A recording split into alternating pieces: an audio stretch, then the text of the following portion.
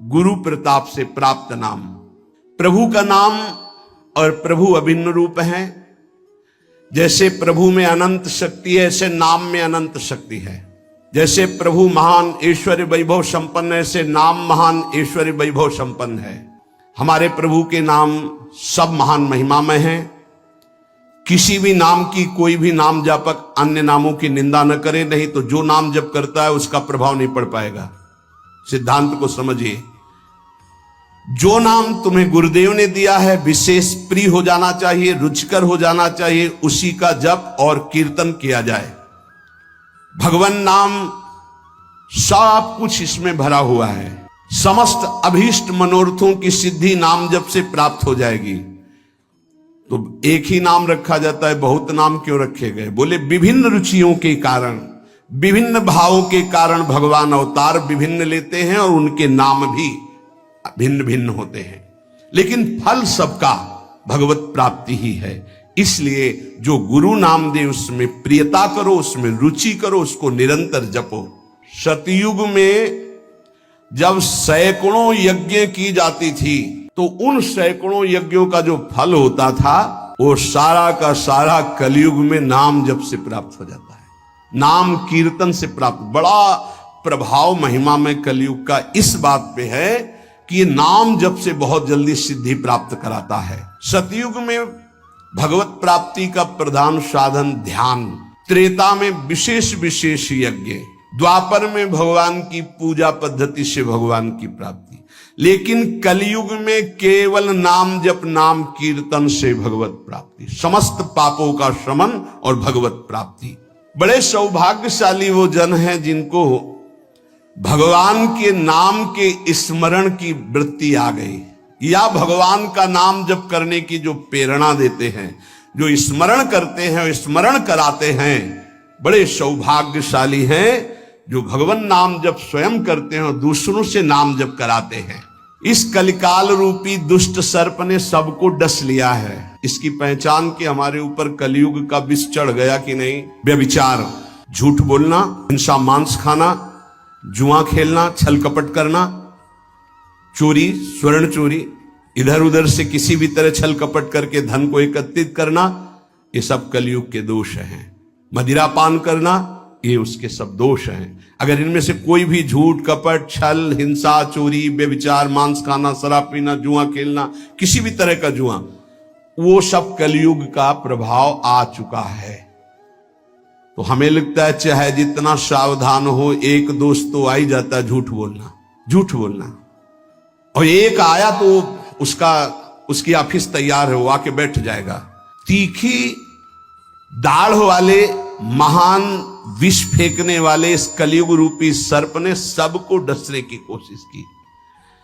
अगर कोई इसके विष से बच सकता है तो वही जो गोविंद गोविंद, कृष्ण कृष्ण, राधा राधा राधा, शीघ्र ही संपूर्ण विष उतर जाएगा, समस्त दोष रहित हो जाएगा जो नाम जप करेगा। जिसकी जिह्वा पे चलता रहता है राधा राधा राधा, हरि हरि हरि, कृष्ण कृष्ण कृष्ण, कलयुग कभी उसकी तरफ आंख उठा के भी नहीं देखता। कोई भी बाधा उसे सता नहीं सकती जिसकी जिह्वा पे न। इसीलिए नाम पाहरो दिवस रात दिन एक अंग रक्षक रखो नाम का, जो तुम्हें बचाता रहेगा। नहीं बहुत ही अभी मनमानी कर लो, आगे डिप्रेशन में आ जाओगे। जब बार बार क्रॉस चिंतन चलने लगते हैं तो बौद्धिक शक्ति कमजोर हो जाती है और मन फिर डूबने लगता है भय में, कल्पनात्मक भयों में। बहुत सावधान, नाम चलाओ, नाम बार बार नाम के द्वारा चिंतन को, जो बार बार संसार के भोगों में, जिसे वो अंग्रेजी से एक भाई कह रहे थे ओवर थिंकिंग, बार बार इसे काटो नाम से, नहीं पहुंचा देगी, वहीं पहुंचा देगी। कलयुग कोई भी बाधा नहीं डाल सकता जिसकी जिह्वा पे नाम चल रहा है। पकड़ो बात को, पकड़ो हरि आश्रय और नाम। जो लोग सोने से लेकर जगने तक, जगने से लेकर सोने तक बार बार नाम जप करते रहते हैं, कोई भी दोष, कोई भी विनायक, भूत प्रेत, पिशाच, यक्ष, राक्षस, कलयुग, कोई भी उसे बाधा नहीं पहुंचा सकता। नाम जप चल रहा है। जन्म लेना धन्य हो जाएगा यदि नाम जप करना शुरू कर दिया। वो धन्य है, वो कृतार्थ है।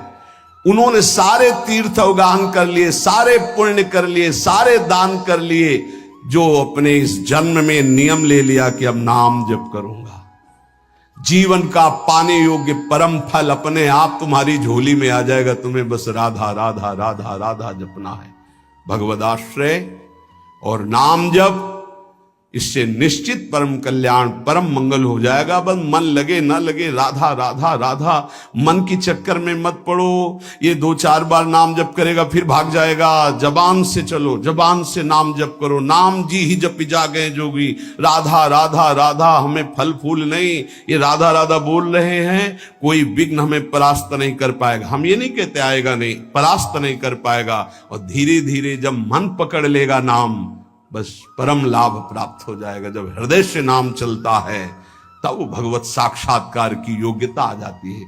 इसलिए भगवद आश्रित रहो, खूब नाम जप करो। हमारा एक भी क्षण नाम न छूटने पावे, यही सत्संग का, शास्त्रों का, संतों का, सबका एक ही मत है। जैसे भगवान में अनंत गुण है, ऐसे नाम में अनंत गुण है। नाम जपोगे वो सब अनंत गुण आपके अंदर प्रकाशित हो जाएंगे। जैसे भगवान को मंगल भवन कहा गया, ऐसे नाम को मंगल भवन कहा गया। नाम जपत मंगल दिशि दसहु, जैसे भगवान के लिए कहा गया मंगल भवन अमंगल हारी। तो नाम जपत, जहां हमारे जिह्वा पे नाम, सारे अमंगल नष्ट हो जाएंगे।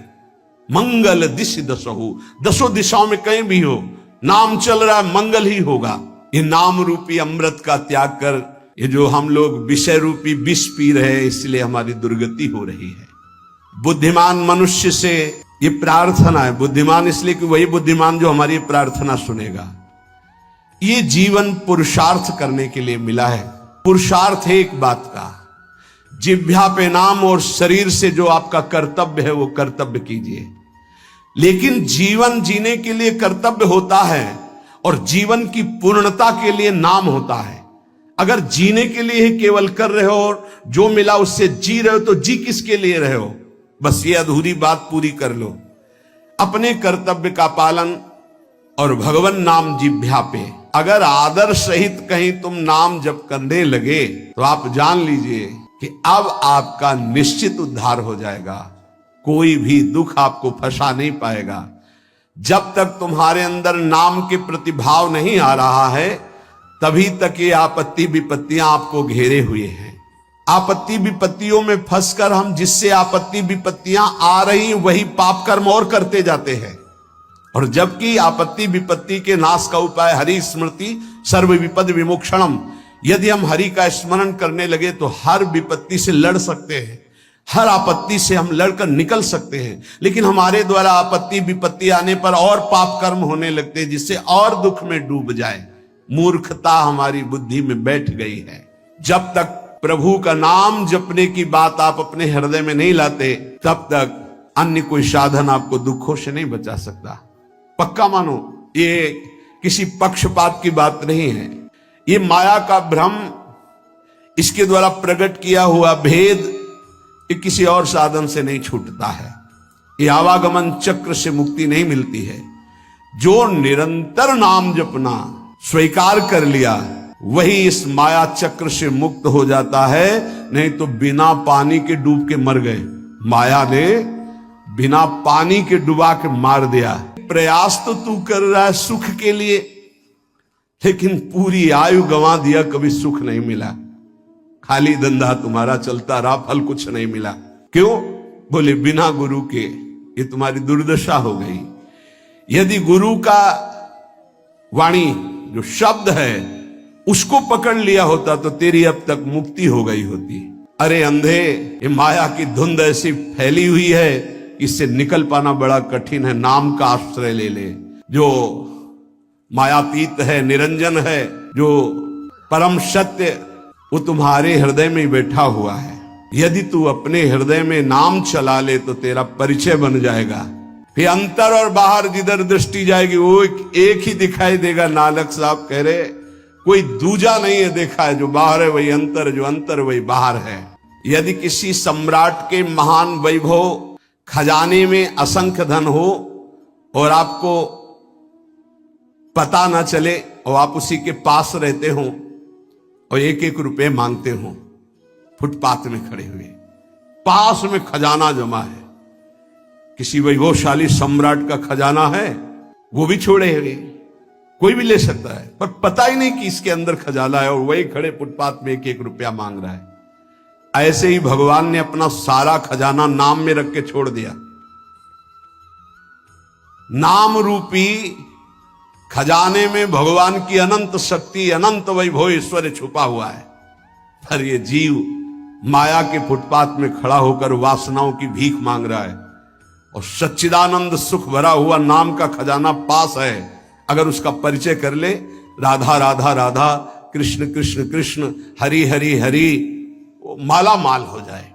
कलेर दोष निधे राजन, नस्त हेको महान गुण, कीर्तना देव कृष्ण से मुक्त बंधा परम ब्रजेत। सबको शास्त्रों का सम्यक स्वाध्याय करना चाहिए, तभी पता चलता है कि हम जो सुन रहे हैं वो सही सुन रहे हैं या गलत सुन रहे हैं। आजकल बहुत गलत भी सुनाया जाता है। हमें लगता है कि थोड़ा श्रवणेंद्रिय को बचाया जाए। कलिर दोष निधे राजन, कलयुग का यह दोष है, अपने को भगवान और भगवान को ना मानना। क्यों? दुर्गति इसी से तो होगी। भगवान को जिसने भगवान माना और तन्मय हो गए तो स्वयं भगवत स्वरूप हो गए, ये हम बात मानते। तस्मित जने भेदा भावात, भगवान में तन्मय हो गए तो भगवान के स्वरूप हो गए। भगवान से अलग, आप लोगों को शायद इस बात का पता ना हो, जब गंगा जी की बाढ़ आती है तो विशाल धारा हो जाती है, और जब घटती है तो 2-3 भाग हो जाते हैं। तो प्रधान धारा से जो भाग अलग हो गया, उसका विज्ञजन, शास्त्र ज्ञानी जन आचमन भी नहीं करते, स्पर्श। उसको जानते हो क्या कहते हैं? गंगौघ, गंगा का पाप। उसको उसमें कभी अवगाहन नहीं करते जो शास्त्र के ज्ञानी, अब गांव के नहीं जानते बेचारे। गंगौघ उसे कहते हैं। ऐसे ही जो धारा से अलग हुआ वो गंगौघ जल, ऐसे ही जो भगवान से अलग हुआ वो पाप के सिवा और कोई शिक्षा नहीं दे सकता। कौन ऐसा आज तक ज्ञानी प्रकट हुआ भूमंडल पर जिसने भगवान की सत्ता को न माना? 2 प्रकार से भगवान का भजन होता है, एक निराकार, एक साकार। सगुण साकार, निर्गुण निराकार। मानते हैं वही निरंजन मायातीत है, वही त्रिगुण माया को रचता है, और वही योग माया के द्वारा प्रकृति को अधीन करके अपने रूप को प्रकाशित करता है। कुछ लोग बहुत बाक चापल्यता कि फिर तुम नारायण को मानते हो, हरि को मानते हो, मान लो ब्रह्मा के पिता भगवान विष्णु, तो विष्णु के पिता कौन है? बताओ आप, विष्णु के पिता कौन? मूल का कोई मूल होता है क्या? श्री कृष्ण चंद्र जी गीता में कह ऊर्ध्व मूलो मधा शाखा, समझ में नहीं आ रहा। मूल का कोई मूल होता है? मूल का तो सबका मूल वो खुद है। शंकर जी के ब्याह में वेद ही ब्राह्मण रूप धारण करके स्वस्थ वाचन हरि ओम, फिर शाखोच्चार बोला जाता है अंबा पार्वती जी के साथ। आपका नाम, पार्षद खड़े थे, देवाधिदेव महादेव। बाप का नाम शाखोच्चार में बोला जाता है। महादेव जी ने इशारा किया, चतुर्मुख ब्रह्मा जी बैठे, बोलो पितामह है ना। ब्रह्मा जी, बाबा का नाम, बोले हरि को बोल, बोले हरि, पर बाबा का नाम, बोले शिव। बोले तो पहले बेटे का नाम बोला था, तो बेटे भी हम ही है, बाप भी हम ही, पर बाबा भी हम ही है। कैसे जानोगे इनको? अरे यही है, सबके मूल है। बहुत बचने की जरूरत है, बहुत बचने की। बड़ा संस्कार पड़ता है, कुसंग से बचिए। ये जैसे सत्संग का प्रभाव होता है, ऐसे कुसंग का प्रभाव होता है। ए भाई, हर कण में भगवान है। आप जब भगवत भावना करते हो तो आप जहां से भावना करते हो वहीं से भगवान आपको अनुभव करा देंगे। आज आप पत्नी की भावना करते हो तो मेरे प्राणनाथ पत्नी के रूप में है। जब वो अंदर से चले जाएंगे तो आप पत्नी के शरीर को 24 घंटे नहीं रख सकते अपने पास, क्योंकि मेरे प्राणनाथ अंतर ध्यान हो गए। वही है, कण कण में है। बस हमें लगता है कि सत्संग की आड़ में कुसंग जो होता है उससे बचना चाहिए। श्री सुखदेव जी से बड़ा कोई ज्ञानी है जिन्होंने बरहा पीडम नटवर बपुः कर्णयो कर्णिकारम बिभ्रदवासा कनक कपिशम वैजयंतीम च मालाम रंधान वेणुरधर सुधया पूरयन गोप वृंदे। जो ये शोभा सुन करके 18,000 श्लोक, जो अपने ब्रह्म स्वरूप पिता भगवान व्यासदेव के पुकारने पर पीछे नहीं मुड़े और श्लोक सुनने पर उन्हीं के चरणों में बैठकर 18,000 श्लोक सुने, वो श्री कृष्ण क्या है? आद्य गुरु भगवान शंकराचार्य जी के ध्यान का विषय गोप मंडली में विराजमान श्री कृष्ण। आप देखो उनके स्तोत्र पढ़कर, अरे वो जब राजा के यहां शरीर में प्रवेश करके और ये अनुभव करना चाहते थे काम सुख का कि कौन श्रेष्ठ है, जब प्रयाग में प्रश्न हुआ था, तब मोह मुदगल स्तोत्र की पहले रचना की थी कि ऐसा ना हो कि उस शरीर में जाकर आसक्त हो जाए। इसलिए भज गोविंदम गोविंदम भज मूढ़ मत। समझ में नहीं आता कौन सा ज्ञान आजकल प्रकट होता है कि भगवान को भगवान मानने में नहीं। बहुत विचित्र है, बहुत विचित्र, बहुत बच के रहना। श्रवणेन्द्री को कलेर दोष निधे राजन नस्ति हे क्रो महान गुणहा। इसमें सब दोष ही दोष का आपको मेला मिलेगा। महान गुण एक है, श्री कृष्ण कीर्तनस्य। नाम कीर्तन, नाम जप अगर नहीं है तो बुद्धि को शुद्ध करना। कौन ऐसा है जो पर ब्रह्म परमात्म तत्व भगवान श्री राम श्री कृष्ण भगवान श्री शिव को नहीं जानता है? कौन ऐसा ज्ञानी आज तक हुआ? हमें तो ऐसा नहीं मिली। तदात्म भाव से ज्ञान में जो ये कहा जाता है मैं ही ब्रह्म हूं, ये भी भक्ति है। स्वरूपानुसंधान, तदात्म भाव, एक ही भाव, प्रभु में तन्मय भाव होकर के एक ही भाव से वो परम पद को प्राप्त होते। कोई निषेध नहीं है, सिद्धांत ये। बूंद कभी समुद्र नहीं बन सकती, पर समुद्र में गिर जाए तो समुद्र हो जाएगी, पक्का। आज तक कोई महात्मा सूर्य बन के दूसरा चमका हो तो हमें बताना। एक प्रकृति की रचना के नियम का कोई परिवर्तन नहीं कर सकता। तरंग लय हो गई समुद्र में, वो समुद्र ही है, इसमें कोई संशय नहीं। पर तरंग समुद्र की रचना कर दे, ऐसी आज तक कहीं कोई बात नहीं सुनी गई। हम ब्रह्माकार वृत्ति करके ब्रह्म स्वरूप में लीन हो गए, ये सत्य बात है। लेकिन जिस प्रकृति की रचना को तुम देख रहे हो उसी ब्रह्म का ये ऐश्वर्य है। भला इसका कोई परिवर्तन करके दिखा दे। बहुत बहुत चाहे जितना तपस्वी ज्ञानी ध्यानी, विश्वामित्र जी ने थोड़ा प्रयास किया कि नए स्वर्ग की रचना करके त्रिशंकु को भेजूंगा, वहां से धक्का लगा दिया। आज तक ऐसे हिलगा हुआ है त्रिशंकु, ना नीचे उतार पाए ना ऊपर भेज पाए। नई सृष्टि की रचना करना, लेकिन कौन कर सकता है? भगवान के सामने किसी की नहीं। उनकी इस प्रकृति का कौन परिवर्तन कर?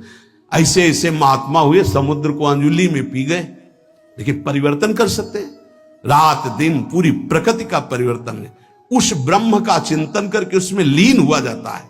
इसका मतलब नहीं कि मैं ब्रह्म हूं और सब निंदा स्तुति करके भगवत विग्रहों की, भगवत अवतारों की, इनकी।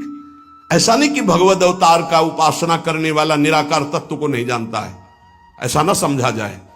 गोपीजन महाप्रेम स्थिति में है, इनसे बड़ा प्रेमी कौन होगा सगुण साकार का?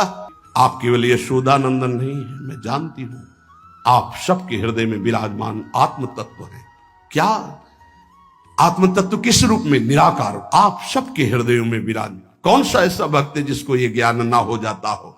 ऐसा कोई सत्संग कान में न पड़े जिससे नाम जप की, प्रभु की आराधना की वृत्ति में शिथिलता आवे। इसलिए बहुत सावधान रहिए।